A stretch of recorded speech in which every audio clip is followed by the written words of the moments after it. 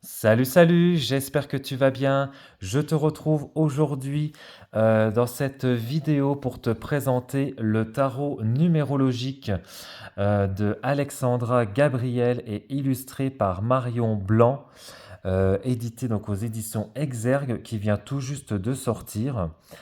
Voilà, donc je voulais te faire la présentation. Donc il se présente dans cette très très jolie boîte. Donc boîte avec un rabat sur le côté, voilà, aimanté, dans les tons violets, avec donc des surbrillances donc tout autour de la, enfin, oui, tout autour sur le contour de la boîte. Voilà, des surbrillances donc sur le titre, les petites étoiles. Voilà, hop, je te présente également sur le côté. Voilà, hop. Alors, je vais te lire ce qui est écrit au dos de la boîte. Puisque les nombres traduisent le langage du monde depuis la nuit des temps, le célèbre tarot de Marseille n'échappe pas à la règle. Alexandra Gabriel a choisi d'interpréter la vibration, la symbolique et l'énergie des nombres associés aux arcanes majeurs et mineurs. Grâce aux 78 cartes superbement illustrées, accompagnées du livre de 228 pages tout en couleur, vous bénéficierez des éclairages subtils de la numérologie à chacun de vos tirages. Ainsi, vous pourrez exploiter vos potentialités, déterminer les événements qui influencent votre vie et répondre à toutes vos questions. Donc Alexandra Gabriel est médium, numérologue et auteur donc de plusieurs livres sur la numérologie et coffret best-seller paru donc chez le même éditeur. Graphiste et illustratrice, Marion Blanc a un univers onirique dans lequel elle aime représenter le féminin et la nature avec beaucoup de douceur et de couleur. Donc aux éditions Exergue, donc au prix de 26 euros. Alors on va découvrir ça ensemble. Donc l'intérieur de la boîte. Alors je vais prendre le livre. Je vais mettre ça là. Alors, donc livre donc tout en couleur. Donc on a un sommaire donc avec une introduction, la signification, enfin les arcanes majeurs, avec donc du coup des numéros de la numérologie associés à chaque arcane majeur. Et donc après, on a donc les arcanes mineurs avec donc les bâtons. Donc pareil, on a donc les... Ah bah ça y est, j'ai plus le nom. Le valet, le cavalier, la reine et le roi avec également donc des numéros. Ensuite, donc on a les couples, oui, bien sûr, les coupes, les épées et les deniers. Ah, mais c'est pas possible, j'arrive plus à retrouver le nom. J'arrive plus à... je suis désolé, j'ai un trou de mémoire, j'arrive plus à les quelque chose de court. Les... Bon, ça me reviendra peut-être, mais là, j'ai un trou. Alors, donc en introduction, hop, je vais vous lire quand même l'introduction pour qu'on voilà, pour qu'on puisse voir, enfin, voir l'auteur, voilà, comment elle nous explique un petit peu tout ça. Donc, puisque les nombres traduisent le langage du monde depuis la nuit des temps, il n'y avait aucune raison pour que le célèbre tarot de Marseille échappe à la règle et reste en marge de la magie des nombres. Depuis bien longtemps maintenant, le tarot et les oracles me fascinent et, à chaque fois que je suis face à un paquet de cartes, je me demande toujours ce qui a bien pu amener son créateur à attribuer tel nom plutôt qu'un autre à une carte en particulier. À l'évidence, le charismatique tarot de Marseille détient lui aussi quelques pépites secrètes sur le sujet. Lorsque j'ai commencé à m'y intéresser de près, les découvertes que j'ai faites se sont révélées fascinantes et détonnantes d'informations toujours plus riches. C'est donc de cet enthousiasme que j'ai eu envie, en toute humilité, de revisiter les principes du tarot dans l'espoir de vous offrir de nouveaux éclairages subtils et précieux grâce à la numérologie. Le but ici est donc de comprendre comment la valeur ajoutée d'un nombre vient renforcer le message de la carte et le rôle clé que le nombre en question joue dans l'appréhension du message de l'arcane en question. Vous allez ainsi découvrir avant tout dans ce livre la perspective dans laquelle la numérologie vient soutenir et sûrement sous certains aspects attirer une nouvelle attention sur les messages du tarot de Marseille. Aussi, vous verrez qu'en fonction de chaque carte, les principes élémentaires relatifs à la vibration de chaque nombre varient selon qu'ils soient bien aspectés ou qu'ils représentent un challenge à relever, un piège à éviter. Pour ma part et dans ma façon d'appréhender le tarot, indépendamment de la pratique communément admise, je ne lis pas les cartes à l'envers. Toutefois, si cela fait partie de votre façon de procéder, bien évidemment, vous êtes alors libre de lire le message des cartes avec cette notion d'aspect renversé. Donc les principes élémentaires et vibrations des nombres. Afin que vous puissiez appréhender et comprendre la force de la numérologie et le rôle qu'elle joue dans le tarot, voici quelques éléments clés pour vous familiariser avec les principes élémentaires de chaque nombre. Donc là, elle nous explique donc les chiffres de 0 à 9. Donc le 0, il n'est pas du tout le néant en numérologie, bien au contraire, c'est la source du tout, c'est la matrice, il n'y a pas de limite avec le 0, tous les espoirs, tous les possibles sont grands ouverts. À noter que quand il se trouve à droite ou à gauche d'un autre nombre, il décuple et embellit le potentiel de celui-ci en le tirant vers le haut pour révéler sa perfection.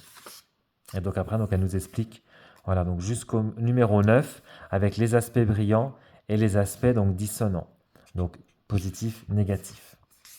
Ensuite, elle nous explique donc les maîtres nombres, pareil avec les aspects brillants, aspects dissonants. Donc les maîtres nombres, donc on a le 11, le 22, le 33. Le principe de la réduction théosophique, donc qui consiste à additionner les chiffres qui composent un nombre et les réduire pour arriver à une vibration, à un chiffre. Donc là, elle nous explique un petit peu comment ça se passe. Et donc après, on a la signification donc, des arcanes majeurs. Donc là, elle nous dit qu'à travers les arcanes majeurs, nous allons découvrir l'histoire d'un personnage haut en couleur, le fou.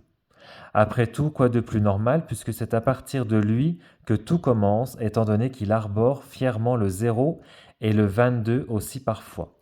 Mais nous découvrirons pourquoi grâce à ce tarot numérologique. Nous voilà donc dans le vif du sujet avec ce personnage qui va partir non seulement à la rencontre et à la découverte du monde et de ses principes, mais aussi de lui-même. Ces arcanes majeurs viennent donc nous raconter l'histoire d'un personnage emblématique qui ne manque pas de ressources. Il va se confronter à plusieurs autres personnages sur son chemin qui vont l'amener à réfléchir et à se positionner face aux autres et sur les grandes questions de l'existence. Ce personnage est matérialisé par le fou, et je sais qu'à la lecture de ces quelques lignes, quelque chose vient déjà de se réveiller en vous pour vous murmurer « Et si ce personnage, c'était moi ?» Donc là, on a donc l'illustration de la carte, donc avec les numéros, le fou, avec donc le message. Enfin, si le fou est accompagné du 0, voilà, donc, avec l'explication et du coup, voilà, le message de la carte. Donc un message quand même assez développé, assez long. Et donc on a donc une diagonale en fait au niveau de la carte, avec un côté un peu plus foncé, un peu plus clair. Et en fait on retrouve en fait, si on plie la carte, on retrouve la même illustration de l'autre côté. Donc je pense que c'est plus pour le sens inversé. Donc si on lit les cartes inversées. Donc il y a ça. Après, donc voilà, donc on a le 1 avec donc, le magicien. Voilà, et donc on a ça donc, pour chacune des cartes. Alors du coup, non, parce que du coup, les illustrations, en fait, c'est juste parce que le fou, c'est comme ça. Alors, je le découvre en même temps que vous, hein, je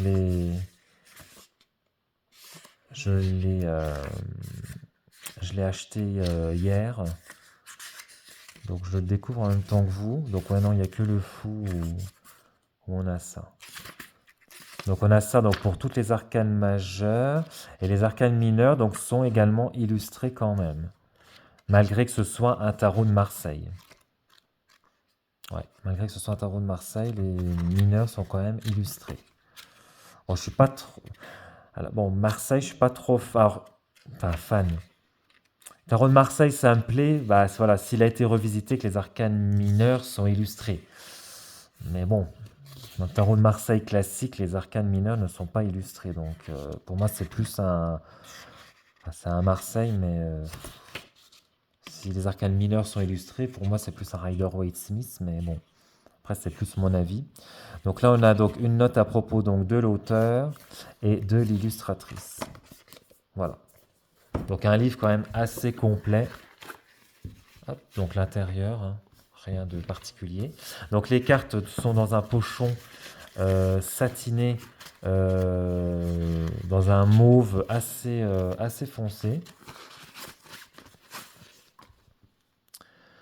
Hop.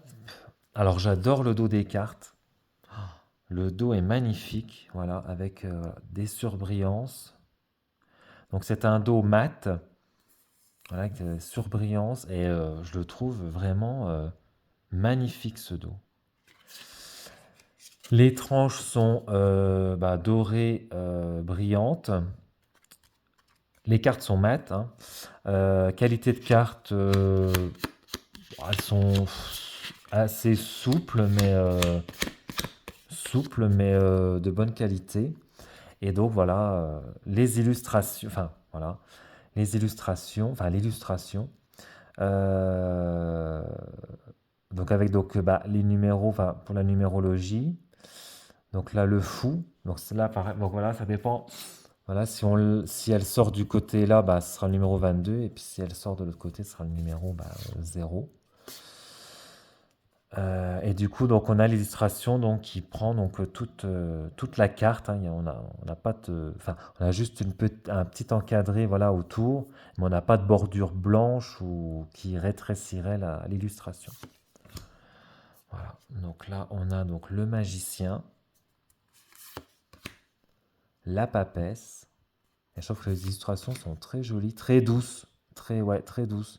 L'impératrice, l'empereur, le pape, l'amoureux, le chariot, la justice, l'ermite, très jolie l'ermite, la roue de fortune, la force, le pendu,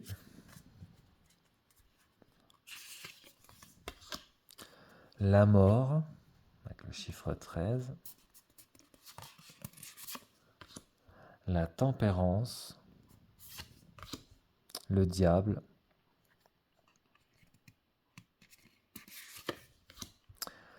la tour, l'étoile,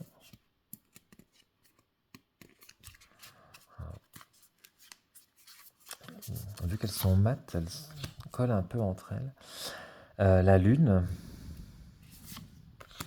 le soleil, le jugement, le monde. Et donc là, on arrive donc à la suite. On arrive dans la suite des bâtons. Voilà. Donc là, je vous montre voilà juste les illustrations, hein. Je vais pas dire 4, 5, 6, 7, parce que du coup, ça va être redondant. Mais ouais, non, je trouve que les illustrations sont vraiment. Enfin, moi, j'aime bien. Donc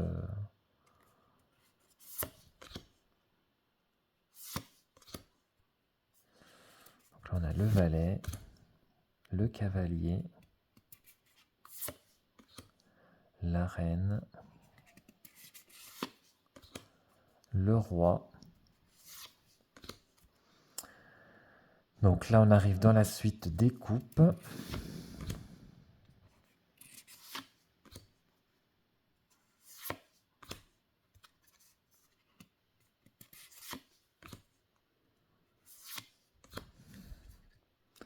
J'aime bien ce qu'on entend les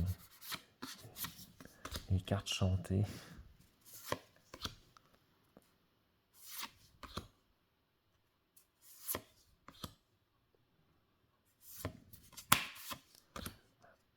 Le valet de coupe, le cavalier, la reine, le roi. Ensuite, on arrive donc aux épées.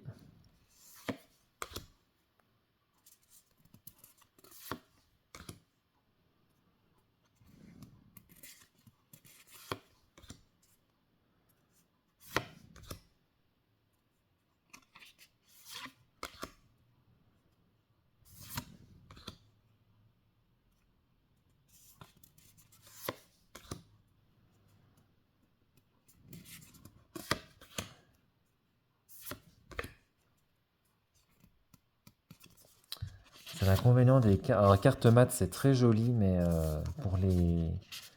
Alors, je pense que c'est parce qu'il est neuf, hein, mais le valet d'épée. Cavalier d'épée.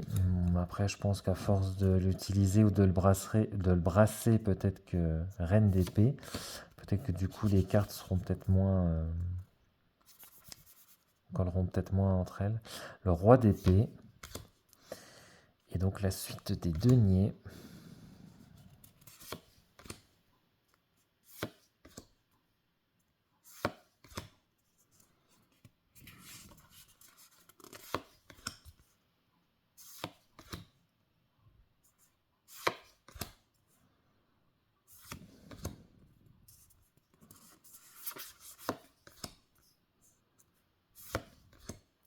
Le valet de denier. Excusez-moi. Le cavalier de denier. La reine de denier. Et le roi de denier.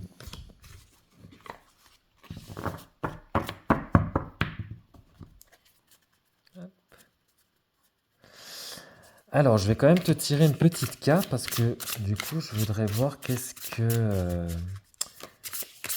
au niveau des messages, du coup, qu'est-ce que ça nous dit avec le numéro. Donc, j'aimerais bien voir qu'est-ce que ça nous dit.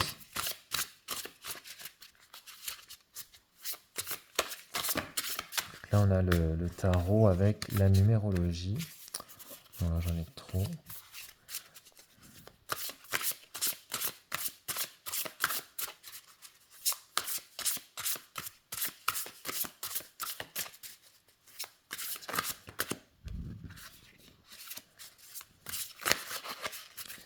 J'en veux qu'une.